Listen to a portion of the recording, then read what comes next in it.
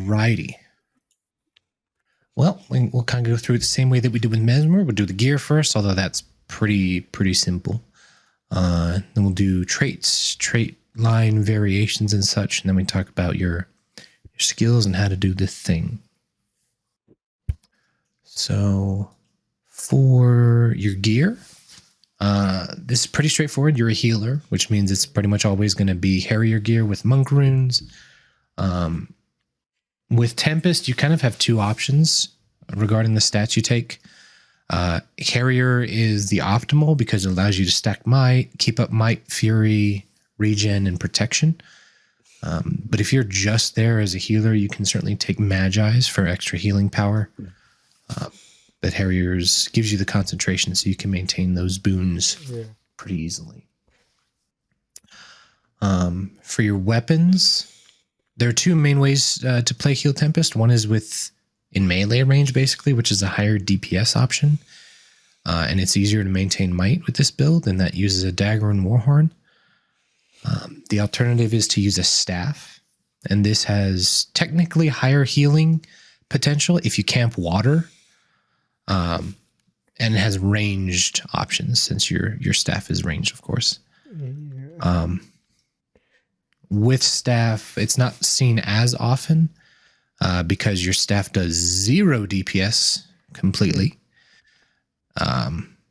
If you're in water, if you're in fire, you do some damage, but if you're in water, you do basically no DPS ever, which is why it's not really used very often anymore. But if you're like hiding on Cairn, or maybe you're on Soulless Horror or something like that, those are places where you could play a Staff Tempest if you're really just focusing on healing. But for Dagger Warhorn, that's going to be our main build that we're going to focus on. This is issues. Okay. I think the game is kind of glitching on me here, so I'm not sure what's going on. But yeah, those are our two main varieties, are the Dagger Warhorn and the staff build. That's good. It's simple enough. Moving on to traits. So there's two trait lines that you always take no matter what, and that's water and tempest, of course. The third trait line will kind of depend on what you want to do. The default trait line is air usually, because it provides some damage. You don't do a ton of damage, but this is kind of your higher DPS trait line to take if you don't need anything special. Trading that out, you would trade out air for fire if you need extra Condi cleanses, like a lot of extra Condi cleanses. And you can also trade it out for arcane if you need to focus on rezzing your allies, because the arcane trait line has a trait that allows you to res faster, which I'll get to. For your average fight, though, you're pretty much going to stick with water, air, and tempest.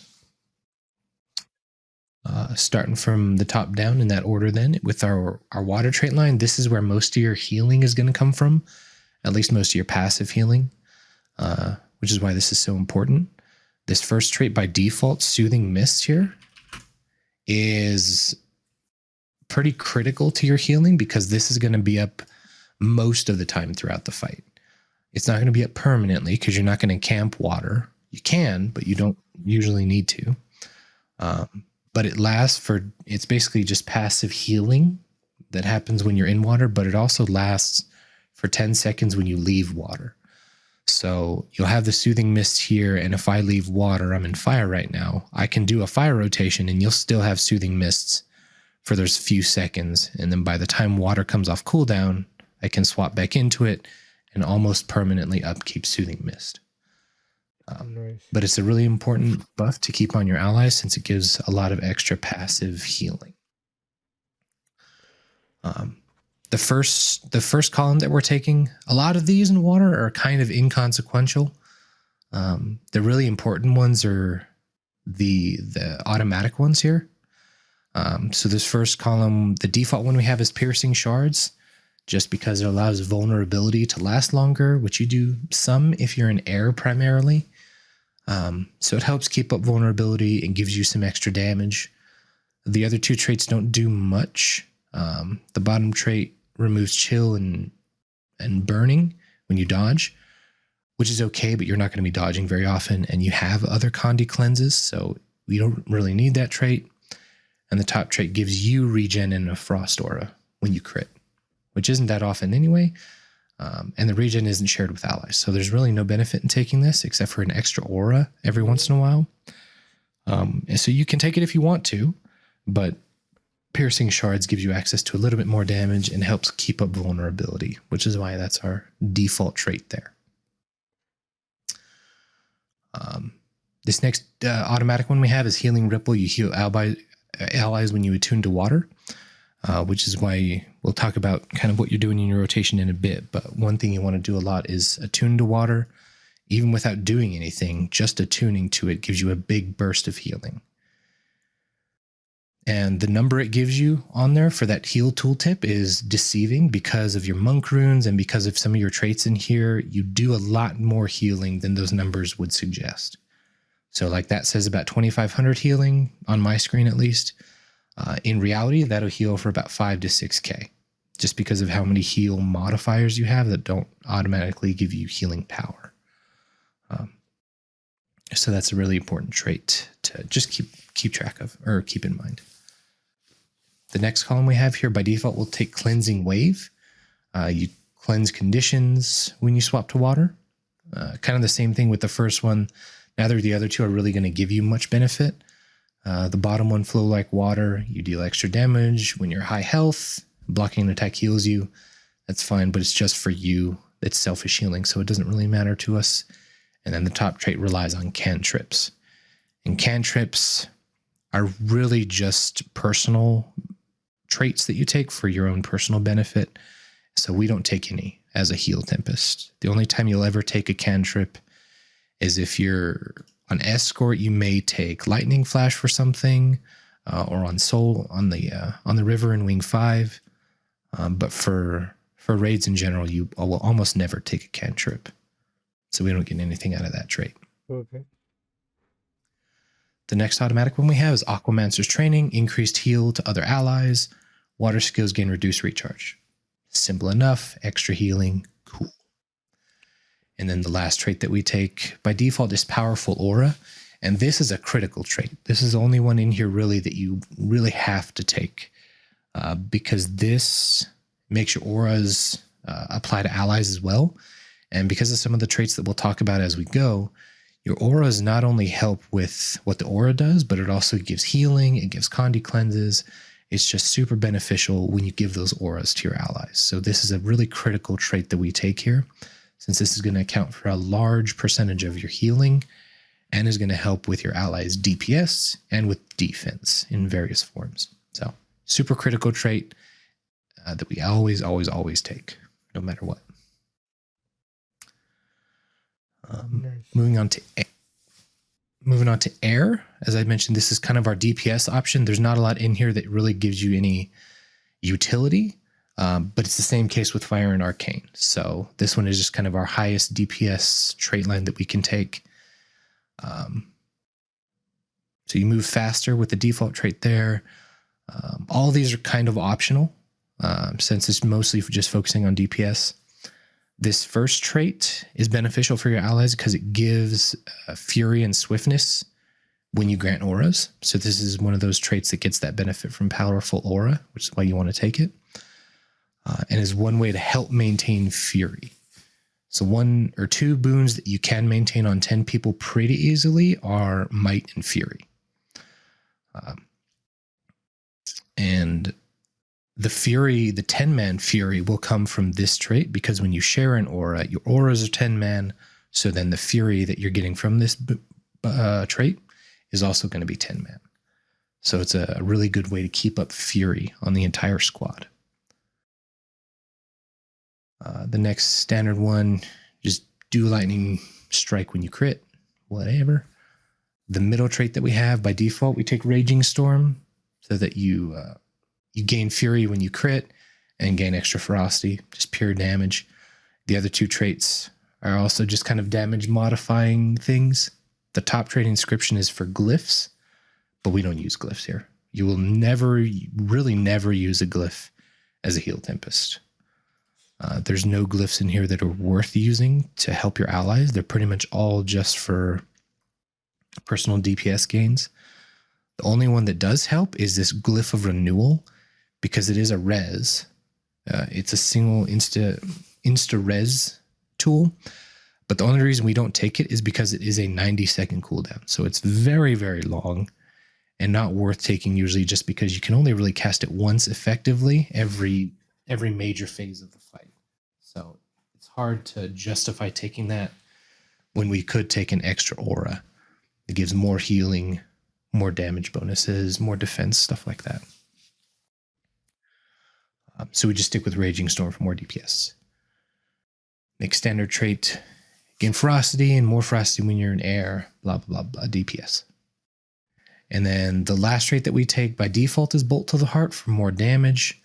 You can take Fresh Air here, which may be beneficial at times because in air you have access to some CC, specifically your Cyclone and the second cast of Shocking Aura. That's your 3 skill. The first cast gives the aura, but the second cast detonates it on you and stuns your foe.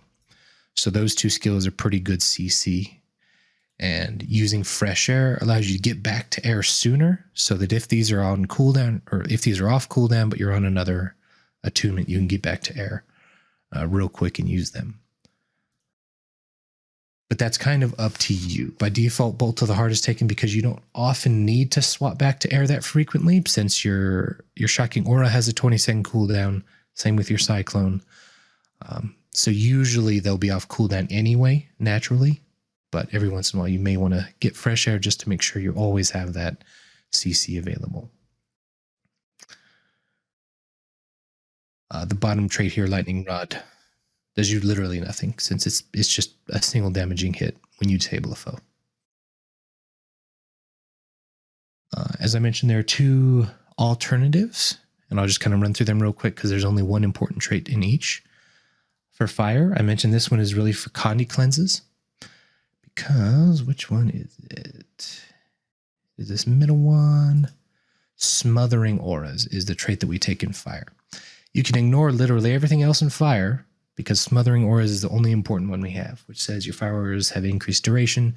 More importantly, applying auras to allies removes conditions, and transmuting them removes more conditions. Transmuting only occurs really one way that we're going to encounter, and that's the Dagger 3 skill, as I mentioned. Casting it once gives the aura, but casting it a second time is transmuting the aura, and that'll give another Condi cleanse. And that's the only practical one we're going to come across when you're actually in a fight. This is the trait that you'll take if you want that extra Condi cleanse, since you're applying auras all the time. Every couple of seconds you're applying an aura, so taking fire will make sure that you have lots of cleanses. Soulless Horror is a good example of where this may come in handy. Maybe Slothosaur, if you have a longer fight that's drawn out and you start dealing with the slubs a lot more. Yeah, your other traits in here, you can kind of just choose the standard DPS traits for power, which are, I think it's this top one, Burning Precision, and then Persistent Flames. They're just extra damage. Nothing really particularly interesting about those. Okay. If we take Arcane, as I mentioned, this is for resing particularly. For this one, where's this one at? This is your trait that you're going to take here, Arcane Resurrection. And this one just says that you cast a geyser when you begin reviving an ally. And if you're not familiar with that by name, which you may be, the geyser is your staff 3 basically, and it just revives allies with each pulse when it's on the ground. So when you start reviving an ally, it automatically casts one of those geysers on top of your ally, and it will res them in addition to you. That's really the only thing that we take this trait line for, specifically for those fights where you see people might be going down frequently, and just have that ability to be able to pick them up much quicker. Aside from that one, nothing really in Arcane is that particularly interesting. This first trait line gives you vigor, gives you healing, or gives you an extra condition. And then the last trait line gives you some extra conditions or some extra damage. So nothing in Arcane is really particularly helpful beyond that trait either. Those are your two primary traits that you're going to focus on if you want that extra Condi cleanse or the extra resing potential. Sounds good. Right. All right. On to Tempest. Within Tempest, the standard traits are the bottom three. This first one is a little flexible. There are places where you may swap it out. Sorry about that. This first one, we take Unstable Conduit, where your overloads grant an aura based on your attunement. So this will particularly come in handy for when you overload fire and when you overload earth. Those are going to be two commonly used ones. So if I overload fire here, it doesn't do anything until the overload finishes, and then it gives you that fire aura. You're going to use your fire overload a lot if you're stacking might, because that's the quickest way to get might stacked for a Tempest on your allies.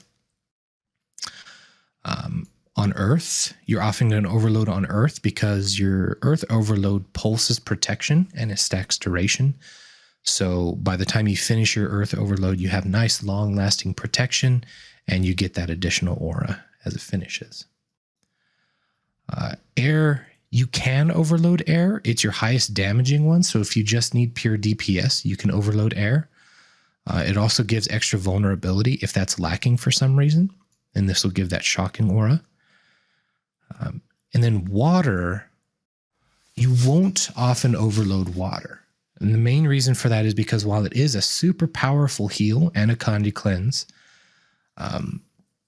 it locks out your attunement swaps for 20 seconds as opposed to 10, which is the standard. And you can kind of see that when you overload that attunement goes on a 20-second cooldown. So for that reason, we generally avoid overloading water unless you're really in dire straits and you absolutely have to, just because it locks out that healing, soothing mists, basically every benefit of the water trait line, we lose until we can get back into water. But your two main ones are going to be fire for the fire aura and earth, which will give the magnetic aura. Which is why that's going to be a pretty important trait to take. You don't always have to. And one that some people will take as opposed to that is Gale Song, the top trait there. This one basically, the gist of it is that it's a stun break, a group party-wide stun break. Specifically, it casts Eye of the Storm, which is a stun break and gives super speed to your allies when you're disabled. So one place people often take that is on Slothosaur. So basically, you just let Sloth do the fear attack on you, and Gale Song will automatically stun break your allies because that disables you. So it's a nice, easy way to make sure that you can stun break your allies during Sloth's fear. That's the primary place you're going to take it. Most of the time, you're just going to stick with Unstable Conduit because that extra aura means extra healing, and it means extra boons for some of those overloads. The middle trait grants Vigor, which is nice, but you grant Vigor through Invigorating Torments that we'll talk about, so you really don't need the extra Vigor from this trait. The next standard trait just gives you extra concentration. Nothing particularly interesting. For the middle one, we'll take Invigorating Torrents by default because this helps keep up regen and vigor whenever you grant an aura, and you grant lots of them. So it's super easy to keep regen and vigor stacked because of this trait. You won't usually take either of these other two because that regen and vigor is so valuable. The middle trait helps give you stability when you're casting an overload. And the top trait, your shouts grant extra might. That's the important part. And your shouts are specifically your utility skills here, but it's just 2 stacks of might per shout. So it's really not much in comparison to how much might you can stack in the fire overload and your heat sink, which I'll get to. So this one, we stick with Invigorating Torrents to make sure we can keep up regen and vigor for a long, long time. Hardy Conduit, just that your overloads grant protection, so my nice extra source of protection when you overload anything. Earth just pulses the protection on top of that. And then our last trait is Elemental Bastion. This is another super important trait to take because this heals allies when you grant them auras. So basically every aura that you grant is a nice big burst heal. And my tooltip says that's about 1200 heal. In reality, it's closer to 25 to 3000 heal. It's a really substantial heal when you get those auras cast on your ally. The other two traits are okay for other types of content and for DPS, but for us, Elemental Bastion is super important since it accounts for a lot of your healing potential. Nice. That covers traits. Do you have any questions about any of the trait lines? No, it sounds pretty straightforward. Indeed, it is. All right, let's talk about utility skills, weapon skills, all that jazz. So go over utility skills first. These are pretty much always the same ones. There's not much variation to this. Your heal skill is almost all of them are going to be shouts for every fight because your shouts grant auras grant all those extra benefits that we like. And some of them have utility for certain fights. So for your heal, Wash the Pain Away is your main one. It's a huge heal and can heal upwards of 11k if you hit all your allies with all 3 pulses. Since it does 3 pulses when you cast it, each of those do extra healing and they cleanse conditions. So that's by far your most powerful heal and is the most useful one you have. Your 3 main utilities are going to be 3 shouts. The only exception to that is where you might take, Lightning Flash for the river on Wing 5 or something like that. For pretty much every fight, though, those will be 3 shouts of some sort. Your main 2 that you'll always take are Flash Freeze and Feel the Burn. Flash Freeze, the aura that it gives us is incoming damage reduction, so it's just a little bit less damage in general. And Feel the Burn, the aura it gives us is just a fiery shield that grants might, but it also gets your allies attacks to inflict burning.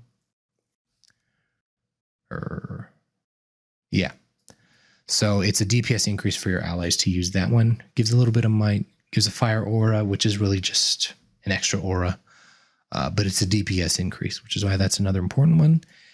And then our third one is usually going to be Aftershock. And Aftershock is really cool. It grants some protection. It's an immobilize, which is nice. But the aura that it grants is the magnetic aura, which can be super, super helpful in certain situations, since the magnetic aura is a reflect on you.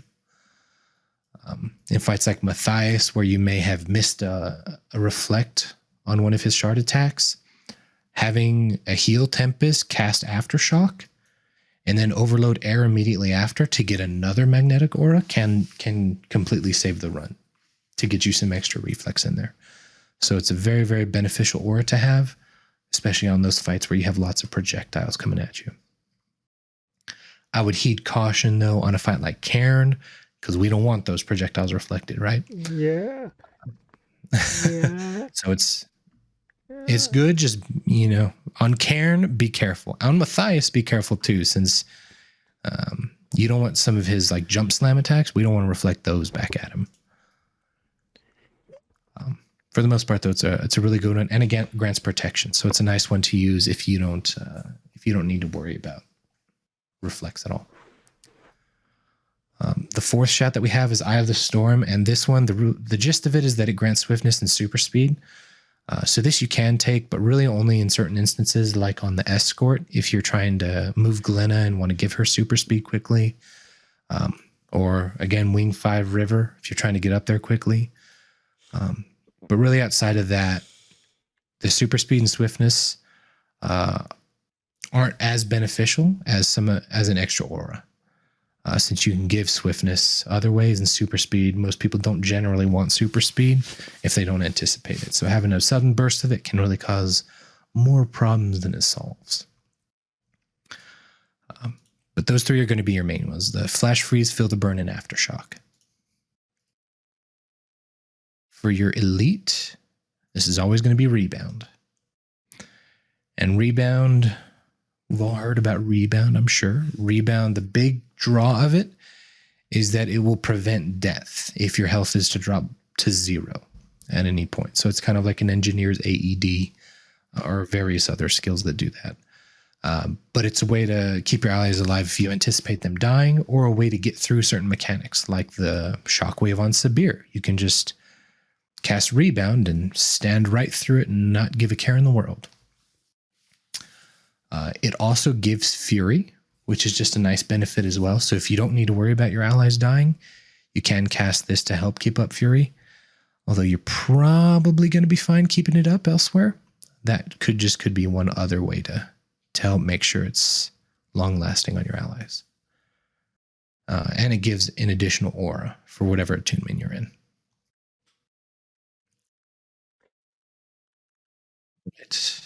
And that's really it for utility skills. There really is no variation outside of that, even if you take staff. They're pretty set in stone since auras are such a big part of your ability to heal. We cool with utility skills? Do you have any questions about them? No. Okay. All right. For our attunements, weapon skills, and all that jazz, there are two main skills outside of water that you really want to focus on when you're doing a rotation. One of them is in fire. Aside from your overload, you have your heat sink, your fire 4 skill on Warhorn, which spreads might and fury to your allies. So this is going to be one of the two main ways that you keep up might, is you stack it with your overload on fire, and then you share it with heatsink.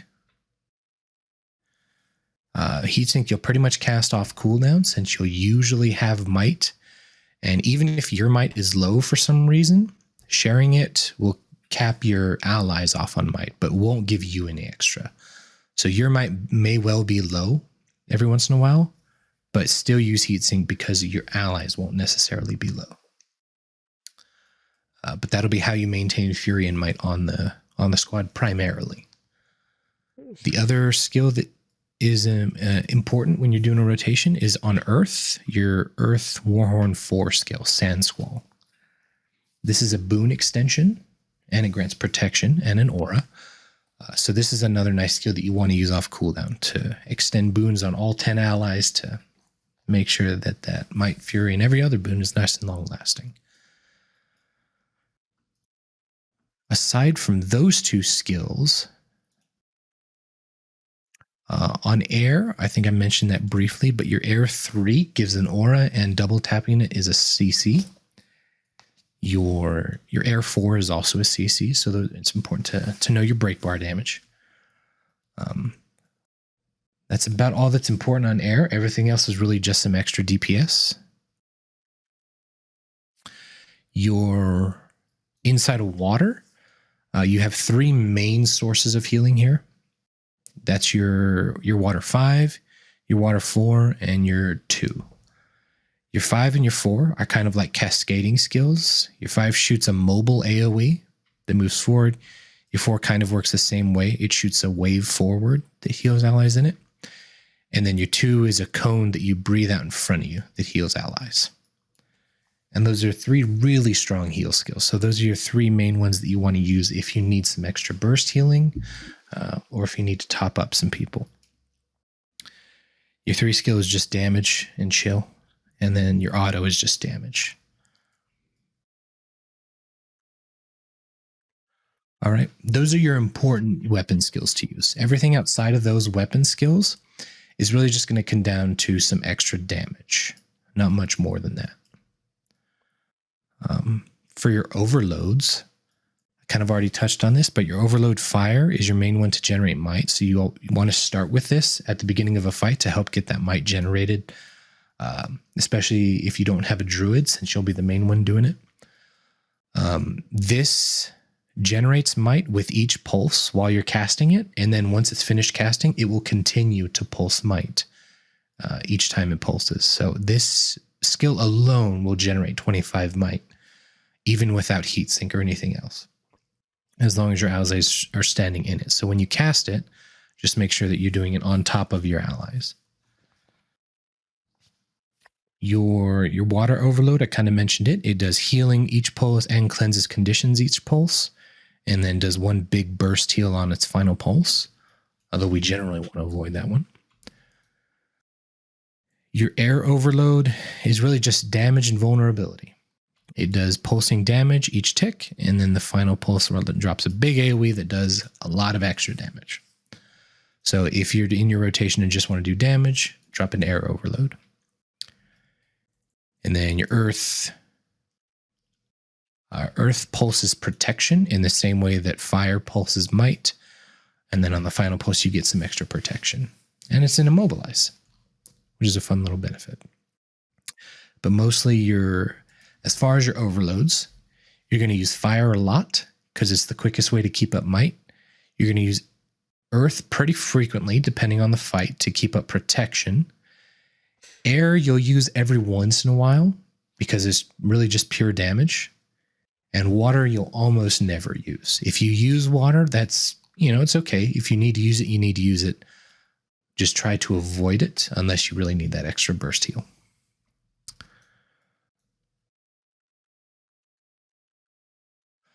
Now, as far as how to do all this and what orders to do it in, really it depends on the fight. It depends on the team comp. Depends on mechanics, depends on lots of things. For the most part, though, your main focus is going to be keeping up might with fire, between your overload fire, your heat sink, dipping into water off cooldown to make sure you keep up soothing mists as much as possible, and then keeping up protection by going into earth.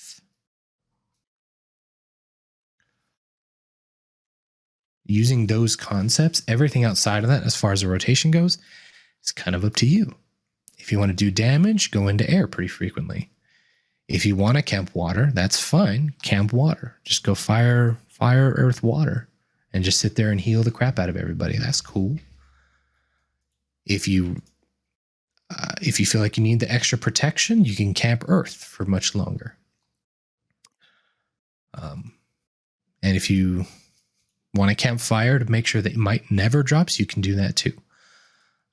You just want to make sure that you're going into water basically every time water is available. And that's really the only strict thing about the rotation. Everything else is going to depend on what the group needs at any given time. If you're in a low pressure fight, a relatively low pressure fight like Gorseval or something, go into water off cooldown, but you really don't need to do much in water. So outside of that, you can alternate between fire and air primarily and just focus on doing damage. If you're in a fight like Sabbath, at the beginning of the fight, you may be able to just focus fire and air. Toward the end of the fight, that's often the more hazardous part of the fight. So then you'd focus a little bit more on camping earth and water to make sure that you're keeping up those defensive boons a little better. As far as your shouts, your utility skills go, most of them you can use off cooldown because we like getting the auras. You don't need to use them all at the same time. Your frost aura, your flash freeze specifically, is one that we like to keep up pretty constantly. Basically use it off cooldown since it's pure damage reduction. Same with feel the burn. That one's more DPS, so those two you can use pretty much off cooldown even if they're together. But your third one, whether it's Aftershock or that air one that we talked about, that one's usually a more utility-based one, so you can use that for a heal if your allies need some healing, or for that utility specifically if they need it. Your heal skill, you also only really want to use it when you need that extra burst to heal, because you do so much healing passively from Soothing Mist and from the benefits of your water trait line that you really don't need to worry about actively healing unless people are really low, because you'll do lots of passive healing by overloading, by granting those damaging auras, by doing basically a regular rotation. You'll provide lots of extra healing. So more or less cast your Frost Aura, your Flash Freeze, and your Feel the Burn off cooldown. Save that third utility for when you need healing or the utility. Save the heal for when you need a burst heal. And then kind of flip in and out of your attunements based on what the group needs at the time. There really is no set way to do this, to play this. And it'll depend on your team comp and what your team's doing on that fight at that time. Nice. Do you have any questions about the weapon skills, attunements, kind of how we do the rotation? Yeah, a couple. So with water, it's 2, 4, 5, right? Yeah, those are your important ones. Alright, and I'm guessing you do overload, yeah, fire overload, and then 4, and then switch into earth. Yeah, that like at the start of the fight, you mean? Yeah. Yeah, that'd probably be the best way to go about it. For some fights, like Sabir. Oh, and do you wait for F4 to come off cooldown, or do it 4 right away? Well, at the start of the fight, you want to make sure that there's boons on everybody, because extending like 2 boons isn't really going to do much good. Yeah. But once you're in the fight and going, you can pretty much use it off cooldown. And once you swap to Earth, if it has a few seconds on it, yeah, just sit there and wait for it.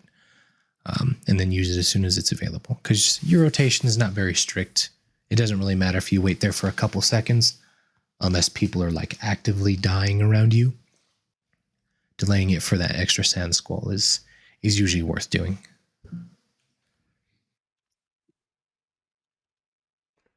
And then descending with fire. Yeah. Fire. Yeah, so when you go into fire during the fight, is it okay to just pop for whenever, or do you want to wait until fire overload is off cooldown? As long as you had already stacked Might previously, you can go ahead and use Heatsink right away. So like at the start of the fight, you want to make sure that you overload first and then Heatsink. But after that, you can usually use Heatsink when you come back to fire right away. If you haven't been in fire in a while, might start be that sounded ridiculous. If you haven't been in fire for a while, might could be starting to drop off. So maybe then you want to overload first and then heatsink. But if you're going into fire off cooldown, you can heatsink right away. That might will still be there, and it'll still keep your allies topped off. Okay, that sounds good. Yeah, Tempest is like with most healers, it's going to depend a lot on what's going on at any given time. Tempest is a little more dynamic since your boons come from different attunements, so it's not as straightforward as a healer like Druid, where you do this when your group needs healing. But yeah, it's pretty fun to play. You do a lot of healing passively and kind of just play around when you don't need healing. Nice. Yeah. Yeah, I'm just playing around with stuff. Yeah, and that's more or less what you'll do on an actual fight. You just sit there and do random stuff. Press all the buttons. Exactly. And you'll kind of get a feel as you start playing this for when you may need to focus on water a little bit more for those parts of the fight where people start taking more damage. Yeah. And when you need to go into earth a little bit more, if you see protection starting to drop or whatever it may be. But yeah, a very reactive class Heal Tempest is, I'd say.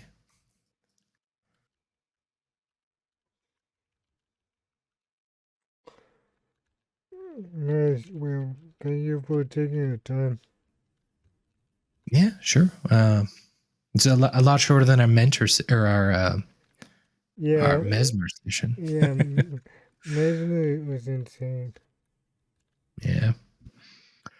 Um, yeah. Do you have anything else you want to talk about? Any other questions Um, you have, or fight specific stuff you want to talk about? Let me think.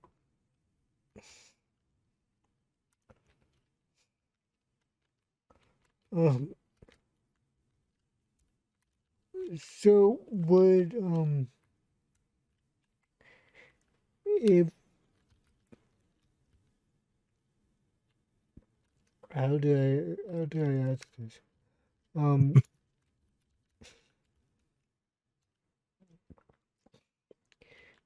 would this be a good like second healer if we would have a It it would be. It'd be a fantastic second healer. It could even be a good primary healer.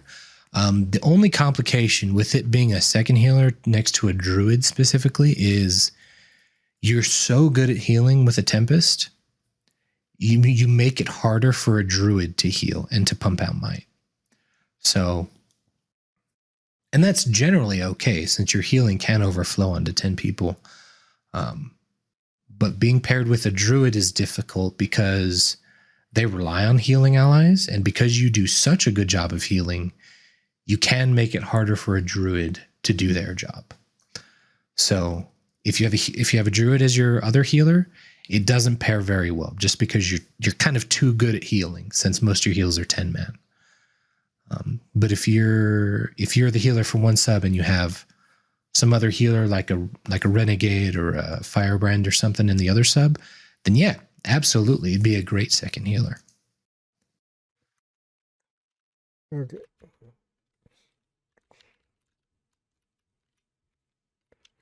Interesting. Is there Yeah. any other questions? Um, is there any fights that you wouldn't bring this on? Maybe SH, but is there any others?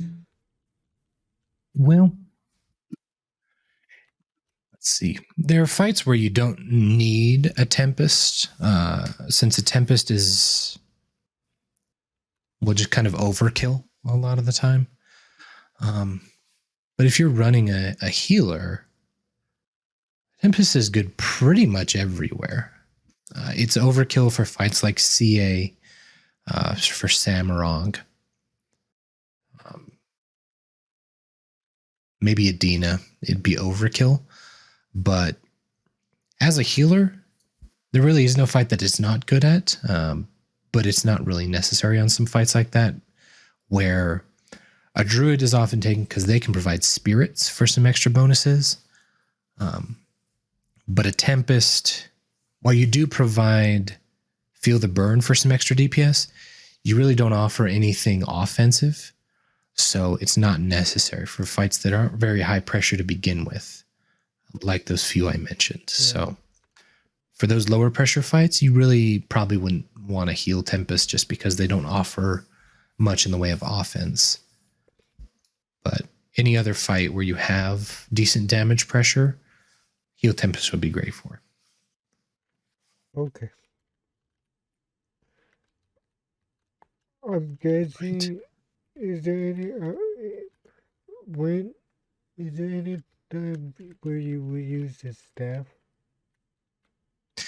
The only times where I really would see it is Cairn. Cairn would be a good one. And specifically, Cairn if you're kiting the aggro from Cairn. So I don't see this very often anymore, but every once in a while you might, especially on a CM fight, for instance. You might want to make sure that Cairn always keeps aggro one direction, so you could have a Tempest like way out here in the middle of nowhere.